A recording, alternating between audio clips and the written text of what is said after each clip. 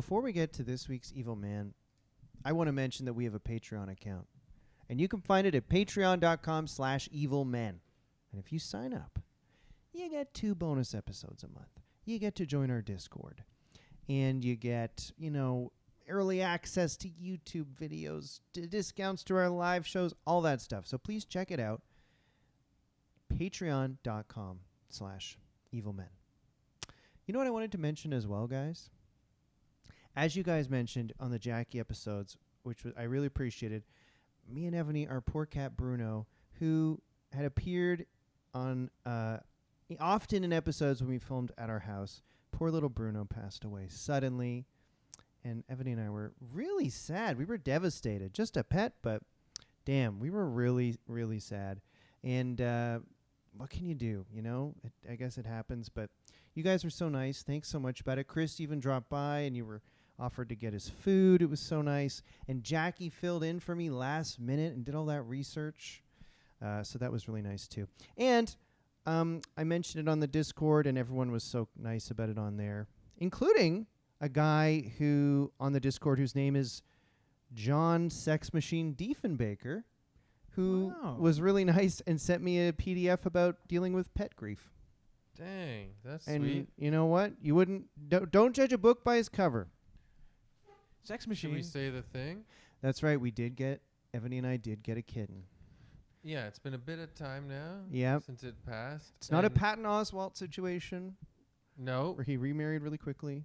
But we came over today, and there's a brand new kitten. Yeah.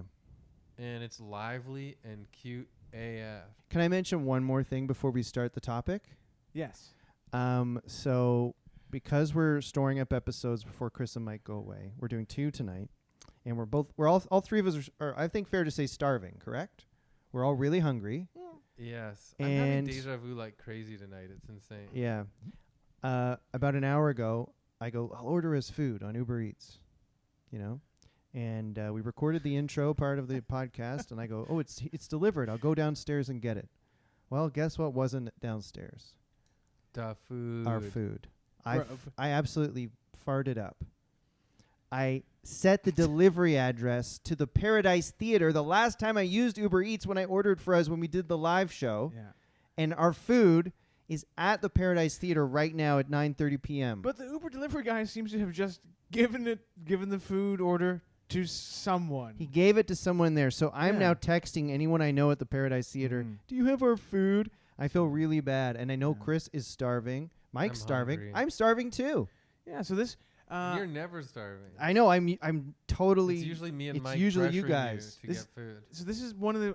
it's a rare Evil Man episode where all 3 of us are starving and might black out while we're recording. And, you know what? I'll give you guys another thank you. Thank you for not being mean to me that I fucked that up. I'm sorry. It would be really annoying, and I feel bad. You know what, James? I feel like us being hungry is going to make this episode even funnier because we might become delirious. That's true. And it's good. And also, I'll just break the news. Should I announce who our subject is this week?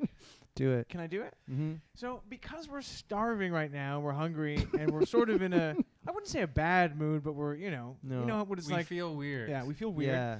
I thought it'd be great to talk about, as our subject for this week on Evil Men, Hitler's number 2 in charge, the big Nazi supremo himself, Rudolph Hess. So there should be perfect for this. Okay, great. Now, I'm also going to put out there, I have a bit of leftover risotto in the fridge that Ebony made, and I will happily give you guys some. You just let me know. Okay. A spoonful of risotto. Thank you for offering that. And if you get hungry, we'll just interrupt the Nazi talk, and I'll see what I got. I just texted Ebony though, and she said there's been an accident, and the risotto is at the Paradise Theater. Oh my God! What if everything in this apartment slowly gets transported to the Paradise Theater while we do this episode? I'm gonna listen. I'm gonna just look in the snack area and try to find something, and I'll bring it out. But Mike, take it away. So I'm gonna tell you guys about a guy named Rudolph Hess. He sounds bad already. Yeah. Well, let me tell you exactly. I'll give you the gist. Rudolph Hess was a German politician and a leading member of the Nazi Party in Nazi Germany. God damn it. We here at Evil Men, we don't like that. Nope. Rudolph. You know who I like? Who? Herman Hess. Herman Hess, the author of Siddhartha. Siddhartha and Siddhartha. Steppenwolf. Never read them, but he couldn't have, Siddhartha's great. he couldn't have been worse than Rudolf Hess. Rudolf Hess held the position of Deputy Führer to Hitler until 1941, when he flew an unauthorized solo mission to Scotland in an attempt to negotiate the UK's exit from World War II. He was then taken prisoner, convicted of crimes against peace, and was still serving his life sentence at the time of his death by suicide in 1987. So, yeah, he kind of lived the perfect life. He had it going on. He lived to Wait, 93. I don't like making jokes about that. No, it's wrong. He, Oh, James just brought Baby Bells. a little bag Enjoy, of cheese. gentlemen, and a bag of crackers. We're talking about the suicide of an old Nazi. You delivered cheese and crackers. But it's good. I like it. Here's a fun fact for the people listening that we haven't brought up in the 3 years of recording. But Evil Men was this close to being, we were going to name the podcast Bag of Crackers. And just review crackers every episode. So let's get into this. Evil Crackers. The early life of Rudolf Hess. Well, he was born in 1894 in Al-Ibrahimiyya, a suburb of Alexandria, Egypt, right? Which was then under British occupation. His family were wealthy. That's where he was born? He was born. He wasn't born in Germany? He was born in Egypt, but his Okay. parents were German. Okay. Uh, I see. His father, Johann, ran an import company, and the family lived in a Johann Sebastian Bach? Johann Sebastian Hess. Oh, right. The family lived in a villa on the Egyptian coast and visited Germany often. Bob Vila? Bob Villa. This old house. In 1908, he was sent back by his family to Germany for boarding school, then business school in Switzerland in 1911. After a year there, he took an apprenticeship at a trading company in Hamburg, right? Is it pronounced Hamburg? Hamburg. I guess I thought Hamburg. No, that's totally a Canadian way of saying it. How do they say cheeseburger? How would they say it?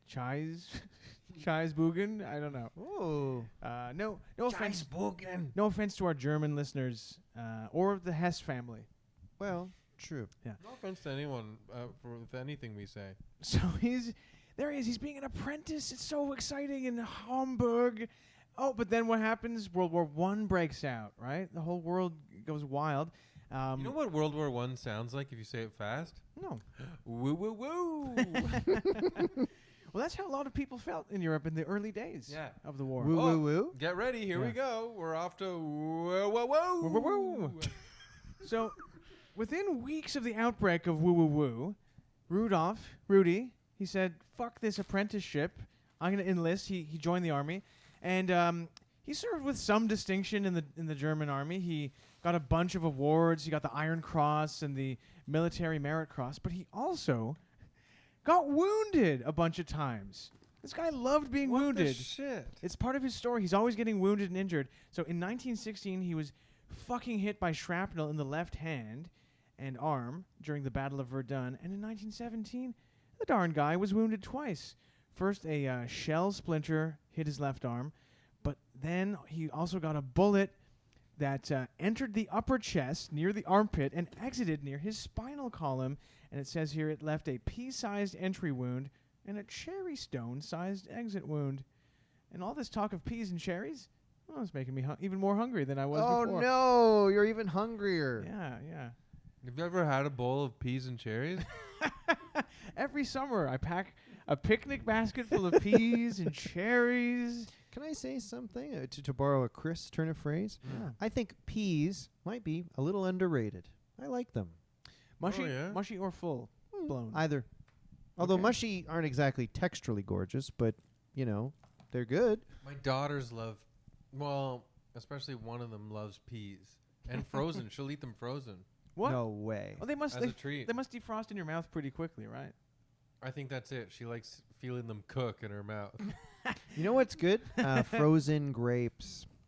Oh. We should stop talking about food, but It's like we're marooned on an island, going like, imagine a full roasted turkey right now.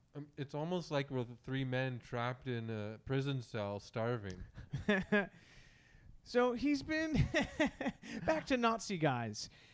He's been injured, right, with this cherry stone-sized exit in his fucking body, and he's in hospital. And while he's healing, he enrolled to train as a pilot in Munich, and he received training to be a war pilot. But the war, bad luck, it Would you ended. love to fly a plane, Mike? And no one else is in the plane. Could you do it? Sure. Or what if Pamela Anderson was in the plane with me? Or what Whoa. if you needed the plane to get to Pamela Anderson? Yes, I would do it. What about you, James? No, I would actually hate it. I'm afraid. I'm a bit irrationally afraid of flying. I'm not. I don't freak out on a flight, but I don't love it. Do you take drugs to help you fly? I have taken a little Cocaine? chill out pill, not cocaine, Cocaine.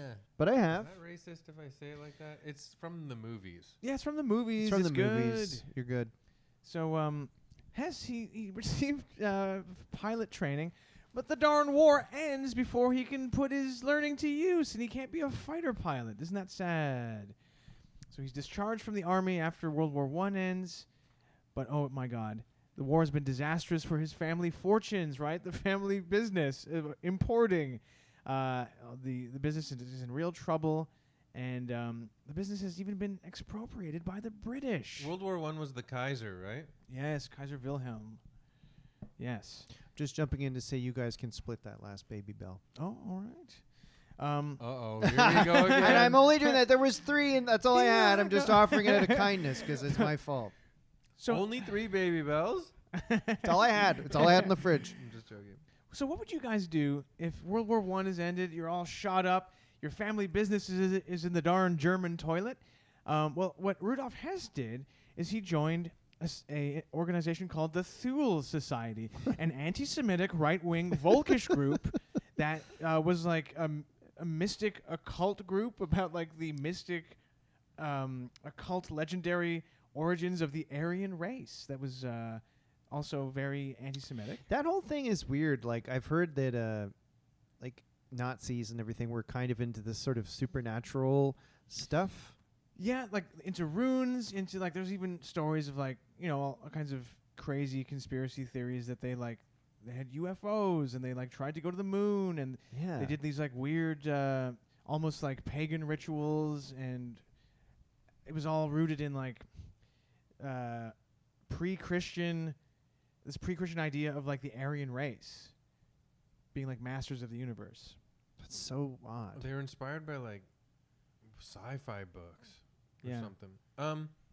And this is dumb because it's so popular and everyone knows, but I don't get where the origins of the anti-Semitism comes from. Like, maybe it's a difficult thing to talk about. But Well, I think its origins go back literally to like the start of Christianity. yeah, And then, like, Europe has always been anti-Semitic. Every part of Europe yeah, has that's been. right. It wasn't just Germany. It was Is it partly because they were a people without a country, I guess, at the time, and so there's like they're viewed as these outsiders in other people's country. Probably, yeah. And I think the thing of, like, the trope of, like, you killed Christ or whatever. Right. Is a big part of it. Anyway, Oh yeah. so it's a part of... I forget about that. So this shit. did exist, this feeling before Hitler, obviously, in Europe and Germany and Austria. You're like, I thought Christ was killed by the Quebecers. He also joined when Thought he he blew his fucking brains out. when he's not part of a mystical black magic anti-Semitic group. He also joined the Freikorps, which were like a voluntary paramilitary organization who like just like had street battles with communists and like people that they thought were like ruining German society during like the Weimar era where it was like decadent. So everyone's poor, society's in ruins, and Hess is all part of it there. He's fighting communists in the streets. He also, though, in 1919 enrolled at the University of Munich, and he had a professor named Karl Haushofer, who was a proponent of this idea, Lebensraum, Oh, living room. living space, which Right. Haushofer cited to justify the idea that Germany should forcefully conquer additional territory in Eastern Europe and like settle there so they'd have more room for the Aryan race. And Hess It'd later... be funny that a man named Haushofer is obsessed with establishing a living room.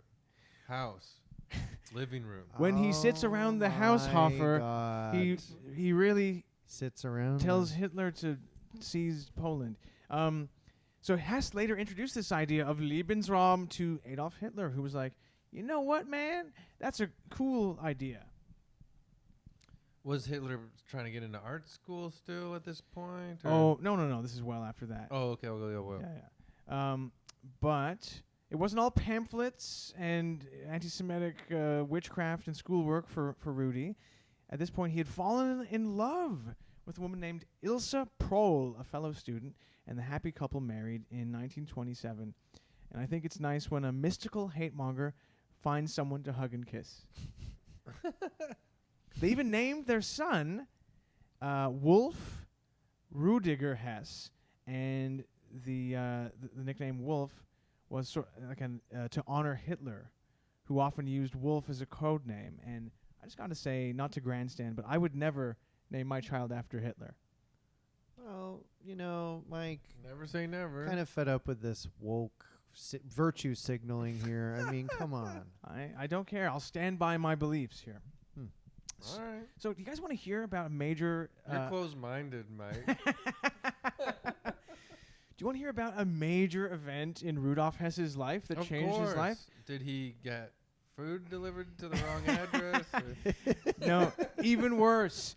He heard Hitler speak for the first time in 1920 at a Munich rally. And he was immediately heart started shooting out of his eyes, and he started floating around towards Hitler.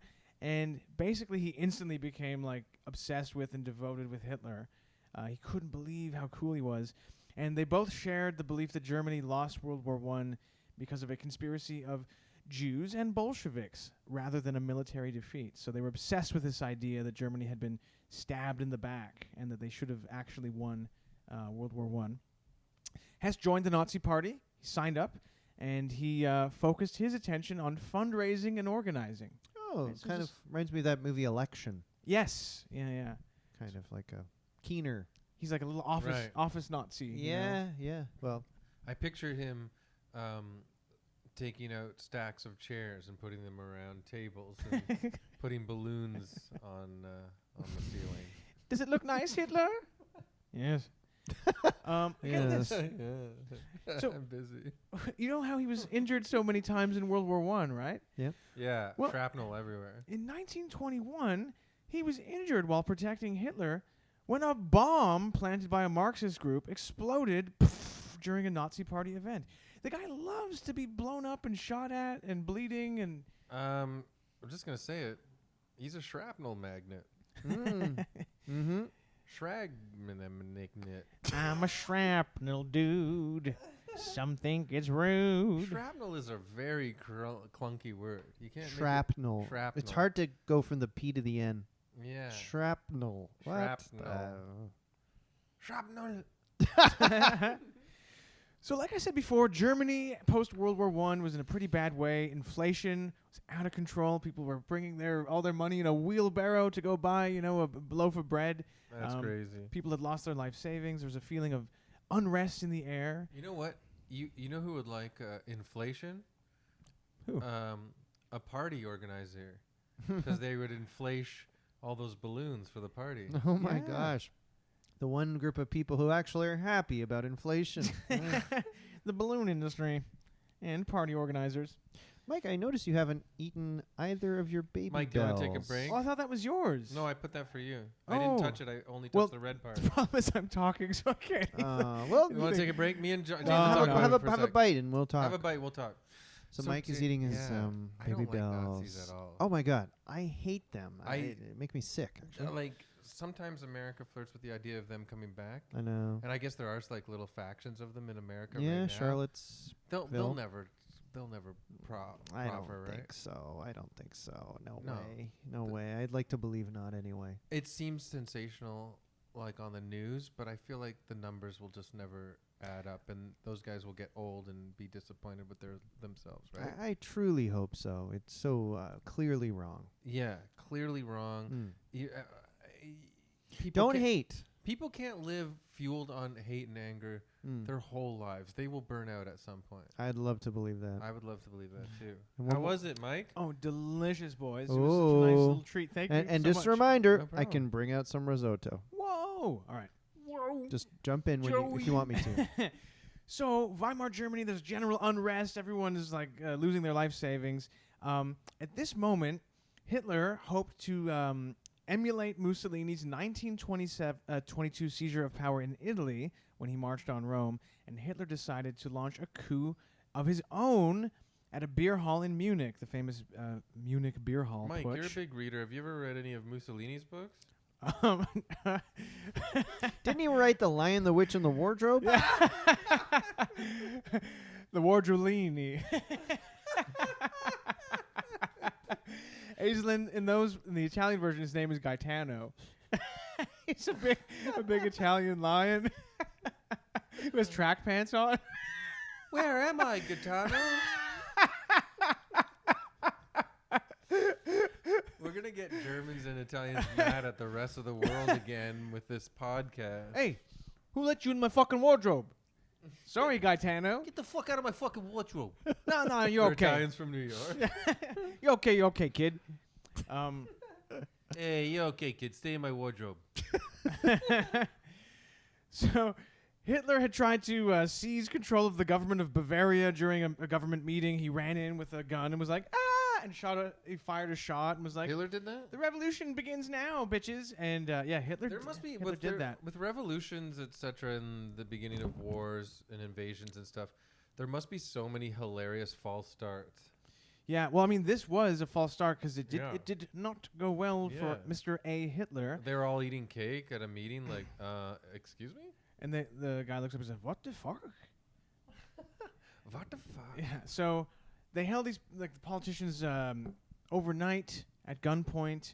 The next day there was a battle in the streets. Hitler was arrested. He got 5 years in prison. The Nazi Party was outlawed. Right. So that's the last we ever heard of Hitler. Not. Nice. Would you So mind? someone did go back in time and change everything. Yeah. Would you guys mind if I just interrupt for a second? Sure. I've What's got that? a text from Victoria at the Paradise Theater. Mhm. She has our food. No way. Okay, now Has it been tampered with? it has not been tampered with. Maybe someone pissed on it, but that's too late to worry about. It's in containers.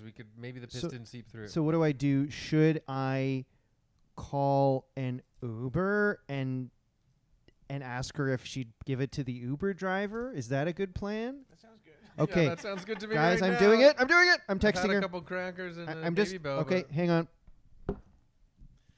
This is such a.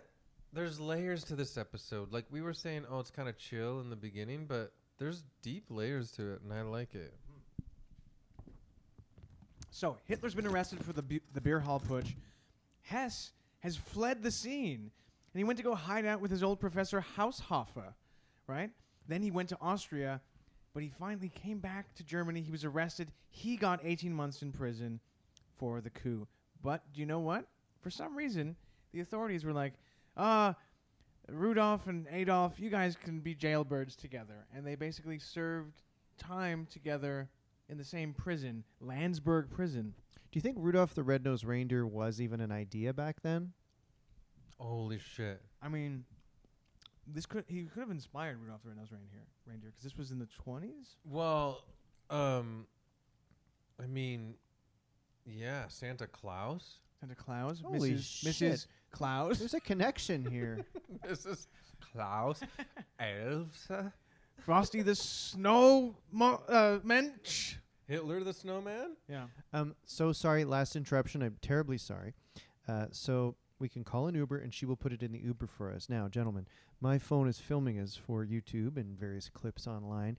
Chris, if you could call the Uber, I will reimburse you for the Uber trip. And Mike, again, apologies for this interruption, but she just said, send me the Uber info, and I'll put it safely in the Uber. So, Chris, if you want to order something to the Paradise Theater, and I'll give that info, we will be eating delicious, succulent, salty, greasy chicken. By midnight. By midnight tonight. Oh my God, Chris is doing it. Go ahead, Mike. And Chris, when you've got the info, just show me and I'll type it. What's your address again? Well, I'm not going to say my address, but I'll type it in. So Rudolph, he's been caught on his return to Germany, 18 months in prison. But guess who one of his cellmates was in Landsberg prison? Well, none other than Adolf Hitler himself. They let Adolf Hitler and Rudolf Hess be jailbirds together, if you can believe it. Yeah, at first he didn't know it was Hitler, but then he could tell just by how the harmonica was being played. Reminds me of the Shawshank Redemption on acid. It's true. And guess who Hitler dictated his best-selling memoir, Mein Kampf, to? Yeah, Rudy Hess. Really? Yeah, he dictated his Not his best-selling book. mom, not his Yeah. agent. Yeah. Well, he was in damn prison, so Mhm. Mrs. Hitler wasn't there with him. And the book, with its message of violent anti-Semitism, became a bestseller and a foundation of the political platform of the Nazi Party. So, a few years later, Hitler was released in December 24, and Hess was released right after him. The ban on the Nazi Party was lifted, and within a few years, the party started to grow, and it had like 150,000 members by 1929, right? Yeah. So, yeah, and it's got even bigger. In 1925, Hitler, to thank Hess for all of his loyalty and, taking down dictation of the book, he made Hess his private secretary.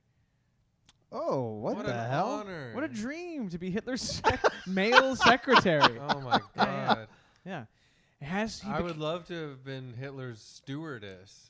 I imagine like Okay, I'm just being a joke. I imagine like in Devil Wears Prada when someone's trying to get into Hitler's office and the person's like, "No, you can't go in there. He's in a meeting," and that He's not in a meeting. I just saw him go in. And Yeah. it's like, Hitler bought him earrings. He's like, "Don't tell my wife."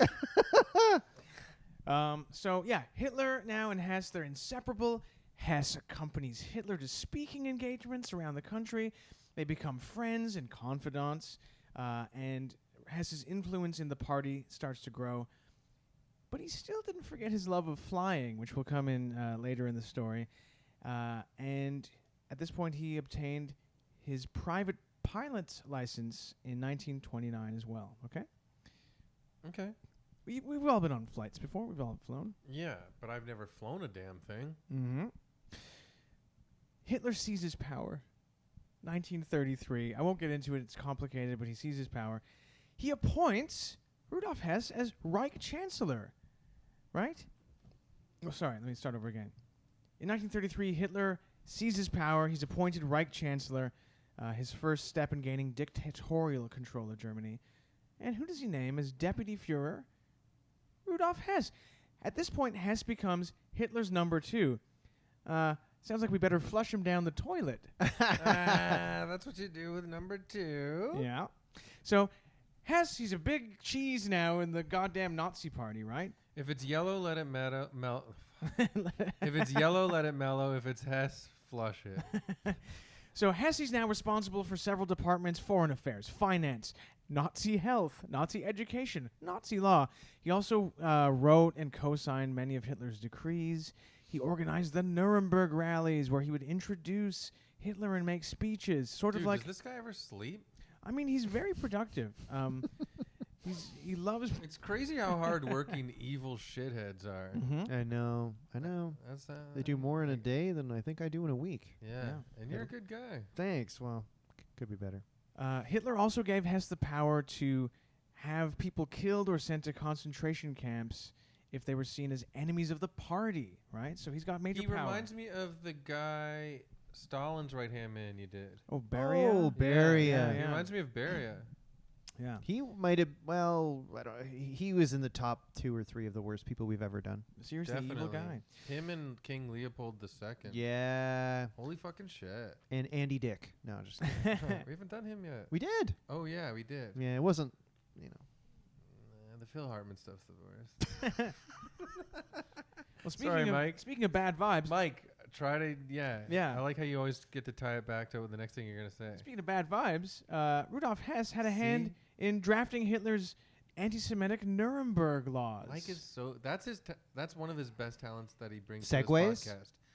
Making something seg back into what he's trying to say. Mm-hmm. Let's try and do another one.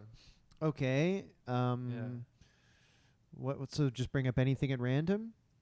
Yeah, remember those guys in the submersible that went down to see the Titanic and they exploded on impact? Oh yeah, I remember those guys. My theory is that they don't even know that they're dead yet Wow. because it happened so instantaneously.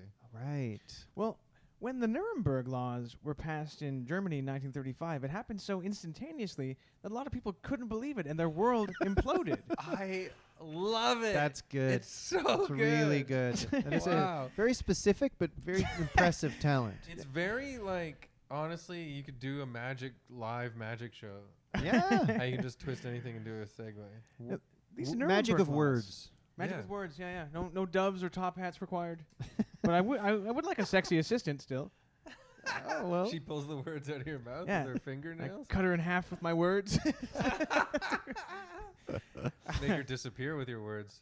Oh, well, I've been there. We've all done that. Yeah, true. Magic trick. Just a bunch of lads. Now, Okay. speaking of being a lad having a nice time, Rudolf Hess was obsessed with his help to the point of hypochondria.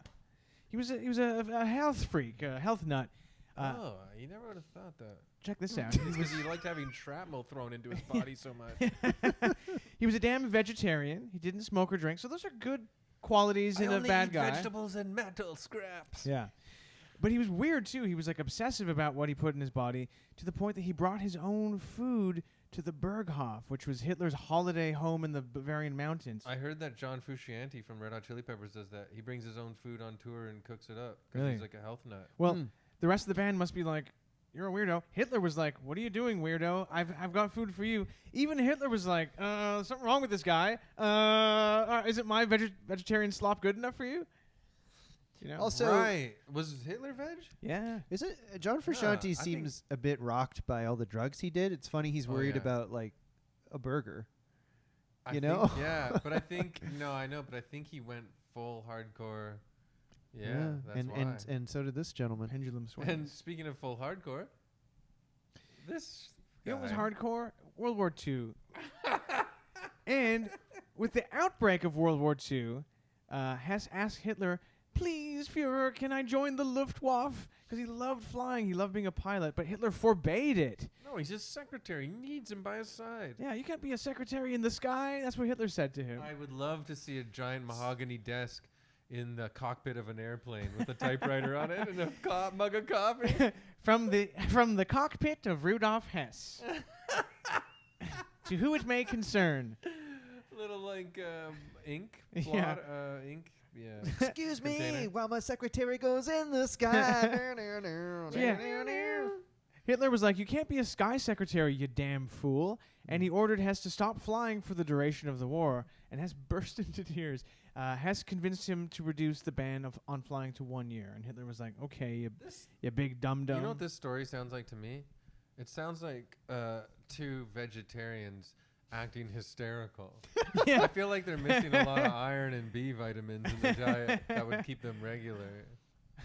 So, Hess is Hitler's number 2. He's a high flyer. I mean, not for a year. No. But he's like very powerful in Germany. He can determine whether you live or die. But with the war now underway, Hitler's attention became focused on foreign affairs and, conducting the war. And Hess, who wasn't directly involved in the war, started to get sidelined, right? He wasn't involved in meetings about the war. Hitler was, obsessed with the war. And Hess was concerned that Germany would face a war on 2 fronts as plans progressed for Operation Barbarossa, the invasion of the Soviet Union. So Germany was already fighting on the Western Front against like France and the Allies, but he knew the Soviets were soon going to attack them. He was right. Yeah. But also, I was reading something else recently. Why did Germany go back on their pact with Russia and invade them? I mean, because Hitler wanted to.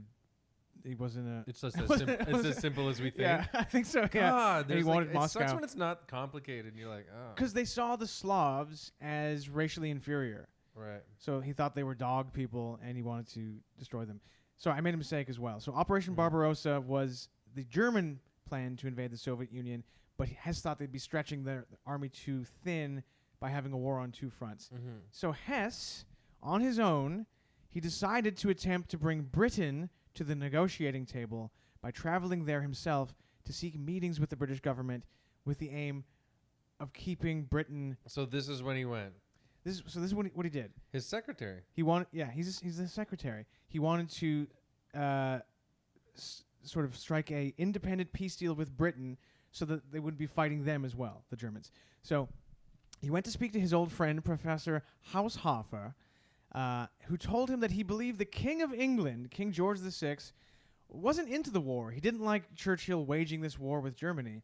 And Haushofer spoke of his belief that they could, forge peace with England if they talked to the Duke of Hamilton. For some insane reason, this professor thought that dukes were the ones who made decisions in England. Neither of these men had ever been to England. They had a fucked up idea based on nothing. And there's a conversation, apparently, that Hess had with the professor where he said, "Who are the really important people in England?" And the professor said, "Without a doubt, the dukes. In England, it is really the dukes who have the last word." This is crazy. And this is 1941. And dukes at that time are just like socialites, basically. They're like, they're just alcoholics who have nice houses Yeah. and just like And go these days, shooting. like they rent their estates out for Yeah. film and TV shows because they're all out of money, right?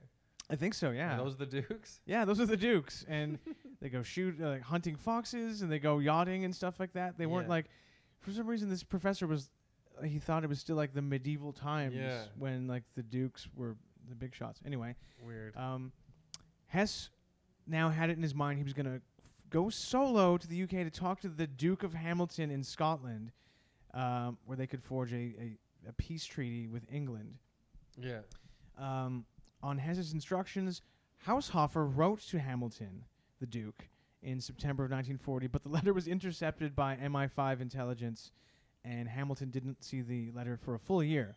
Did MI5 laugh for a long time when they read it? I think they thought this whole thing was absolutely ludicrous. Yeah.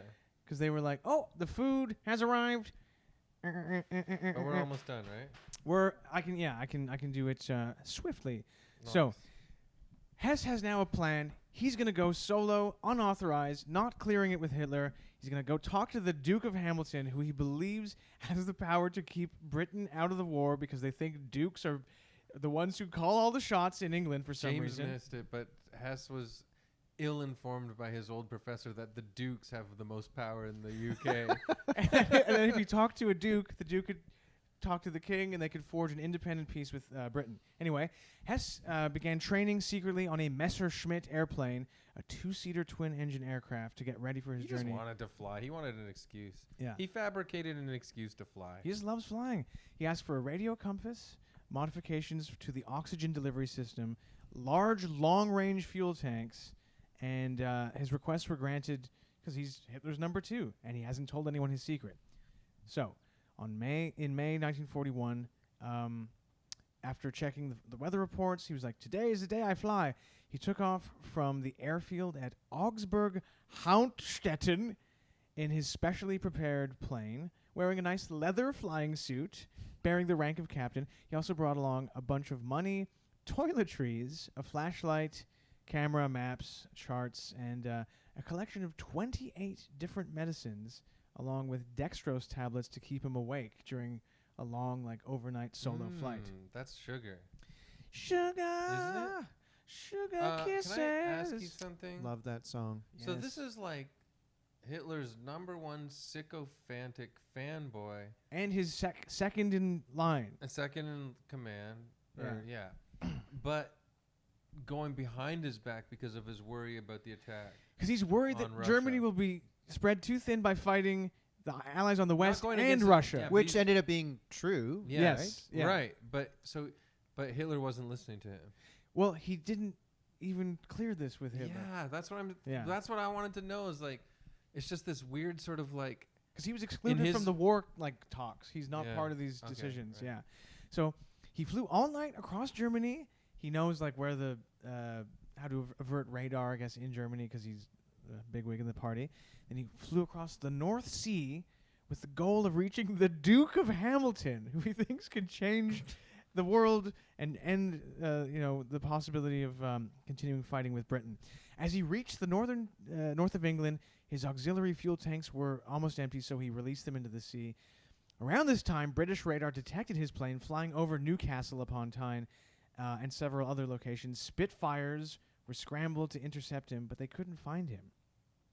He was nearly out of fuel, so at this point he parachuted out of the plane, but he injured his foot while he was ejecting from the plane. You get shrapnel in it? But he got hit on the back of the head with the tail of the plane as he parachuted out, and then he pulled the ripcord, and it was so forceful that he became unconscious. It just like an unconscious Nazi like tumbling towards the earth. Blowing to the earth like a big leaf. Yeah. Then his plane, unmanned, crashed 12 miles further west. What a story. He was 12 miles from the Duke of Hamilton's home, and he considered this, pulling this off, the greatest achievement of his life. Before he left, he prepared a letter to give to Hitler. So he had like a servant give a letter to Hitler explaining his plan to go on his own and like saying, "I'm sorry, but I thought this was best for Germany. Aren't you proud of me?" Because he felt like his relationship with Hitler had suffered and Hitler didn't love him as much anymore. Kind of like this whole thing was to like impress Hitler because reminds me of the woman you did who was obsessed with Hitler too. Like, remember though? I forget her name, but people obviously Marlene. Yeah, right. Yeah, she was the one that got away. So yeah, he had a letter prepared and given to Hitler, which detailed his plans to initiate peace negotiations with the UK through the Duke of Hamilton at his home in Scotland. What? After reading the letter, Hitler, uncharacteristically, went bananas and was heard to emit a loud cry heard throughout the entire Berghof. He also... And that's no easy feat to emit a cry that echoes throughout the whole Berghof. That thing's a big old palace. It's big, man. Hitler was worried that Italy and Japan would think that Hitler was going behind their back to, sign a peace treaty with Britain, and this was a disaster. He ordered that the German press write stories about Hess, depicting him as a madman, who did this without Hitler's knowledge, which was true. And he ordered, if Hess ever returned to Germany, that he could be shot on sight. Can you believe? This is not good for Hess's fanboy heart. The exact opposite of what he wanted has come true. Yeah. So, he's unconscious. He lands in this parachute. He's discovered by a Scottish farmer in a field. This Nazi who fell out of the sky. A farmer named David McLean. And I'd love to see a movie with Mike Myers as the farmer, right? Yes. Discovering this Nazi. How do you think that would go? Like, babe, come out here. There's a Germans. It's raining Germans in our yard. And he looks tasty. He's dead. Not sexy at all, actually. So he gave the farmer a fake name. He called himself Alfred Horn. And he said he had an important message for the Duke of Hamilton. It's so funny that he's convinced of something that is not true because his professor is an idiot. It's like going to Disney World and asking, like Prince Charming to help you. Help you solve a family issue. So Farmer McLean took Hess to his nearby cottage and contacted... Okay, I got it. Imagine you went to Disneyland, got the carrot guy playing Prince Charming to come and help get your father out of jail. By telling the police that they'll listen to you. You're Prince Charming. So Farmer McLean, the kindly Farmer McLean, helped Hess to his nearby cottage, called the authorities, and while being questioned, Hess repeatedly requested to meet the Duke of Hamilton. He was searched.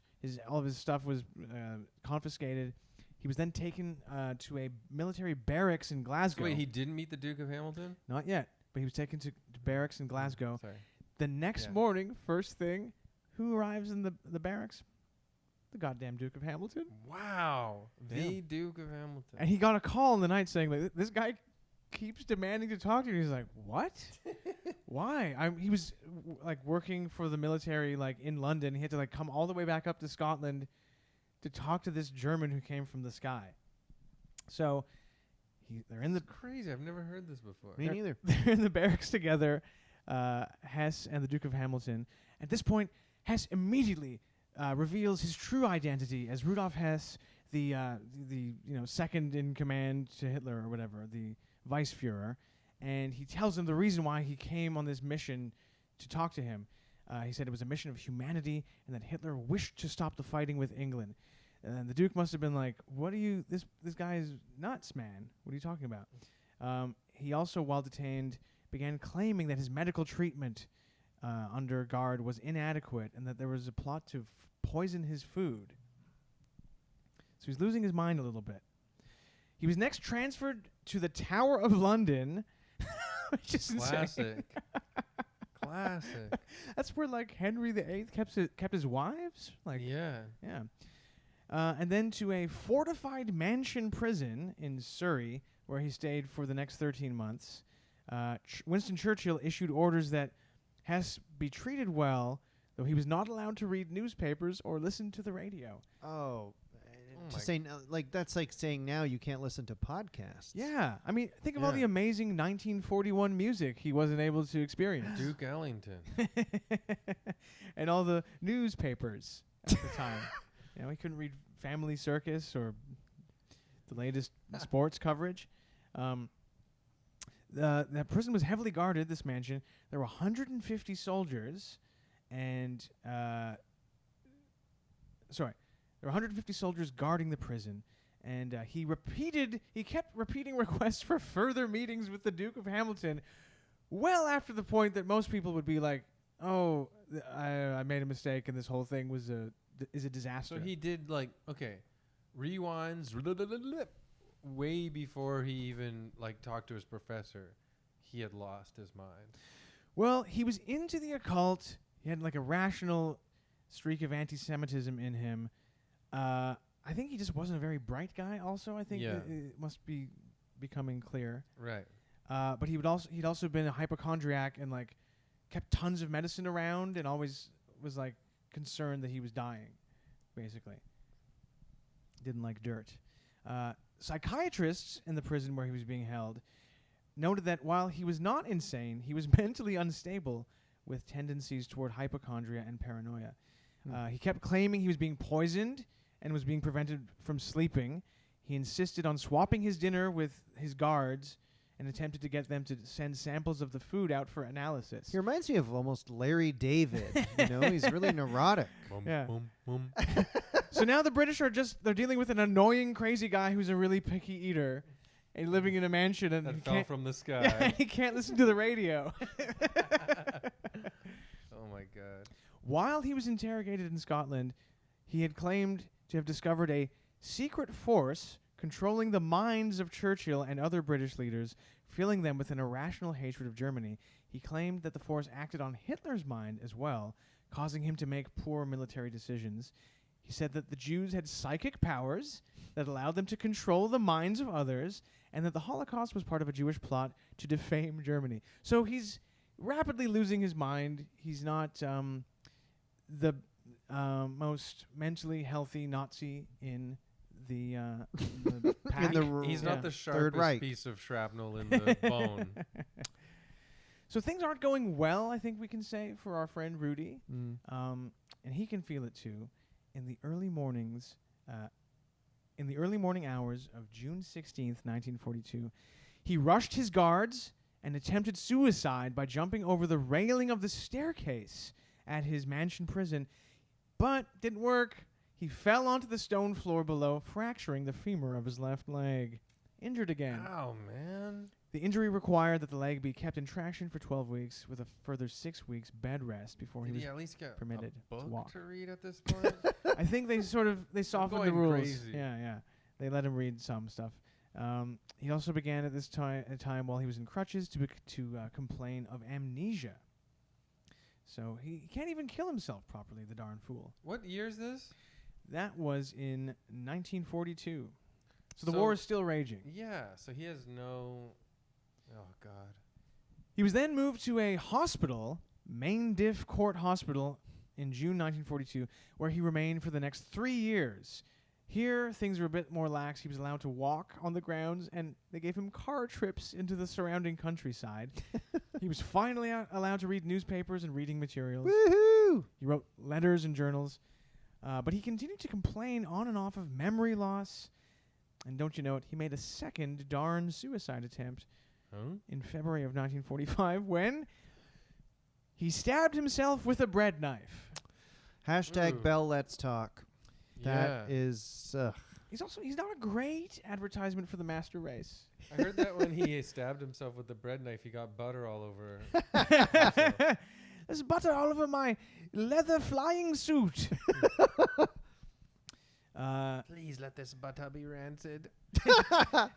Anything to help? He was trying to cut himself for 2 hours with a bread knife.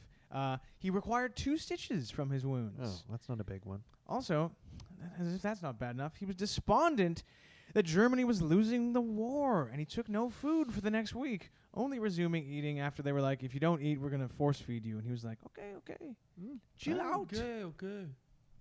Germany surrendered like bitches on May 8th, 1945.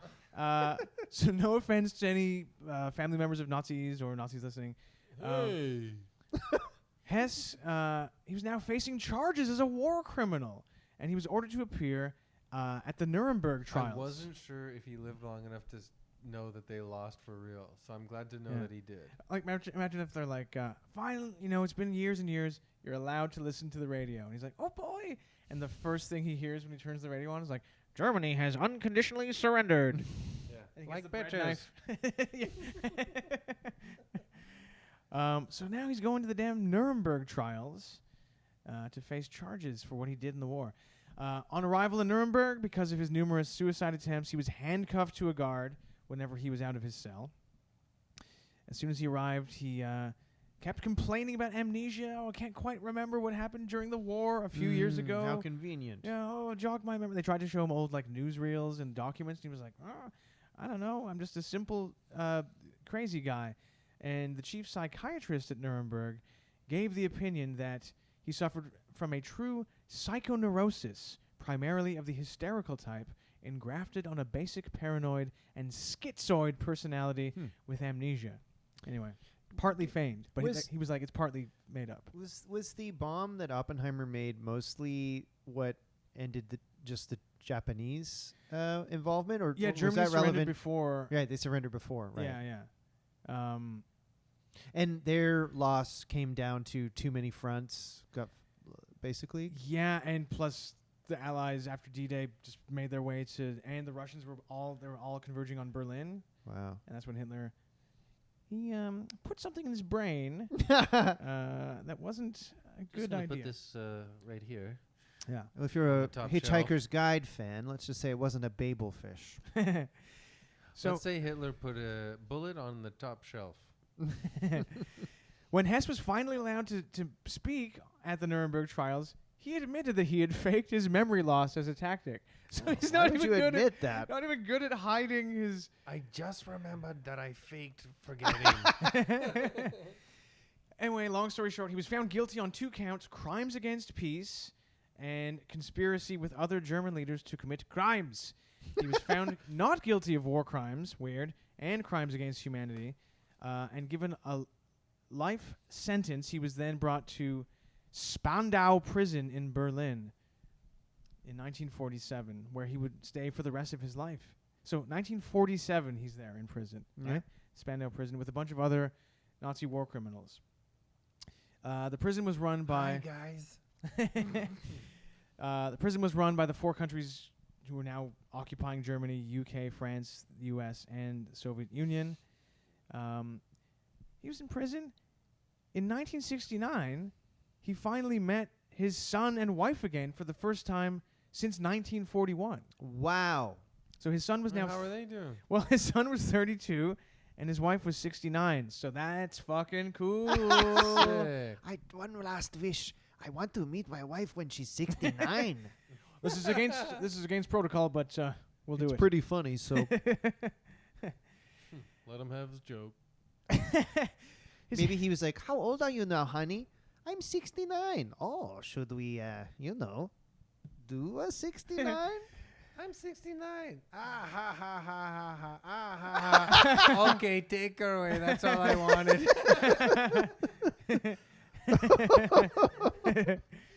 So he's in prison. His health problems persist. He's crying out in the night, claiming he has stomach pains. He's continuing to accuse everyone of poisoning his food. He's complaining of amnesia.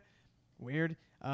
He attempts suicide yet again in 1977, right? What the hell? He's been there for 30 fucking years? It doesn't say how on Wikipedia, but I imagine based on his last attempt, he put a spoon up his butt or something. Anyway. God. Other than that, he spends the rest of his life in Spandau prison. So he's there from 1947 until his death in 1987 at the age of 93, where he hanged himself with an electrical wire. He probably would have gone on for 10 more years. And here's the craziest thing as well. I mean, no, he was an unrepentant anti-Semite and a Nazi, but it's crazy to think of this old man.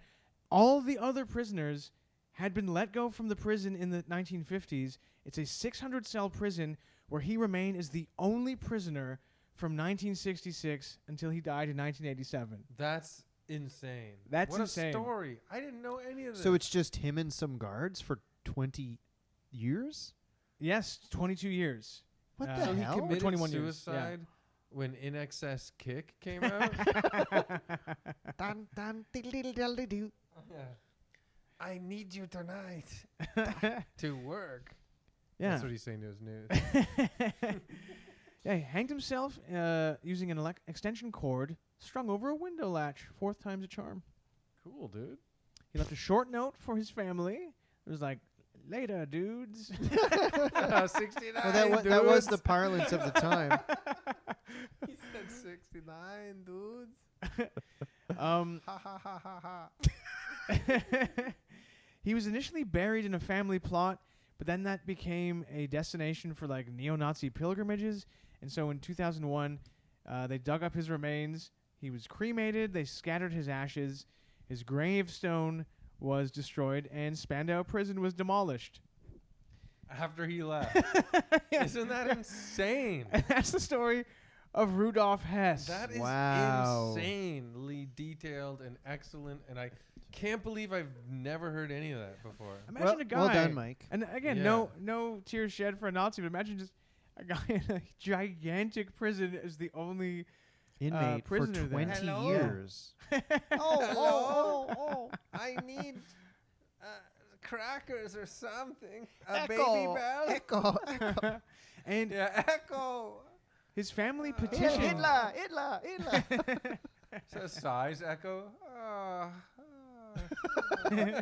Does anyone want to do racist black magic? Damn. Well, I just remembered I forgot. excellent, Mike.